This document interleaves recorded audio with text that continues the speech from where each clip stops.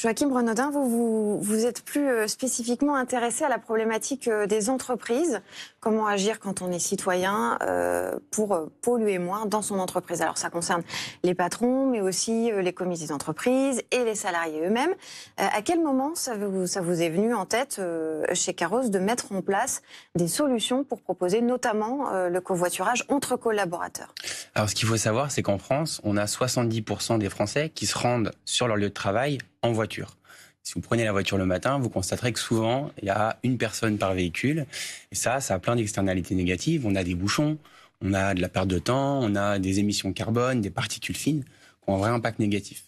Et ça, c'est l'objectif de Carrosse, c'est de lutter contre ce problème-là en proposant une solution de covoiturage du quotidien, domicile-travail. On applique le covoiturage de la longue distance que tout le monde connaît au déplacement du quotidien grâce à une application qui s'appelle Carrosse, K-A-R-O-S. C'est très simple. Concrètement, comment ça marche?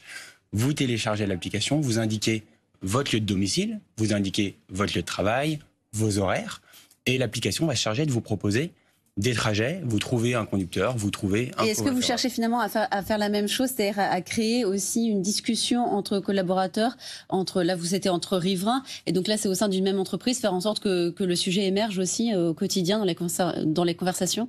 Oui, tout à fait. C'est une des grosses motivations des RH d'entreprises qui viennent s'engager avec Carrosse et qui mettent en place le covoiturage dans leurs entreprises, c'est faciliter les rencontres. En revanche, l'avantage de Carrosse, c'est que vous pouvez covoiturer entre collègues, mais aussi avec un des 500 000 membres de la communauté Carrosse. C'est pour ça qu'on arrive à lever beaucoup de freins du covoiturage. Souvent, on a peur, quand on parle covoiturage, de se dire « je vais pas trouver quelqu'un ».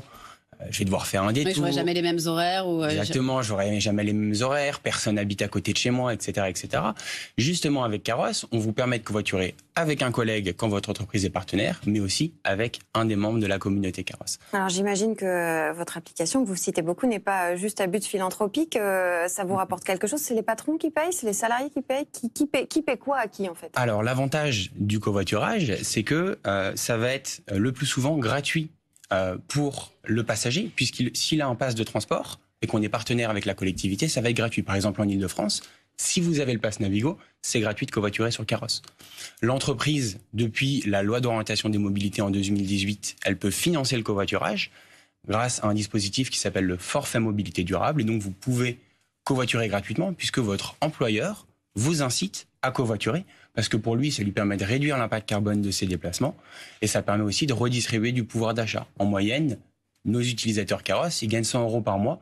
Ça permet de concilier l'écologie et l'économie, un petit peu comme mon collègue en a parlé précédemment. D'ailleurs, Léo Lemordant, vous aviez, vous aussi, pas mal d'idées sur ce secteur de l'entreprise et de ce qu'on peut faire entre collaborateurs en entreprise, notamment au niveau du vélo, mais pas que. Ouais, c'est vrai quand on a réfléchi, on devait changer de locaux parce que notre bail expirait, et on a réfléchi à qu'est-ce qu'on pouvait faire pour améliorer la mobilité au sein de l'entreprise, puisque à Montpellier, il y a un gros enjeu de mobilité avec des gens qui habitent pas comme moi en périphérie et d'autres qui habitent en plein centre-ville.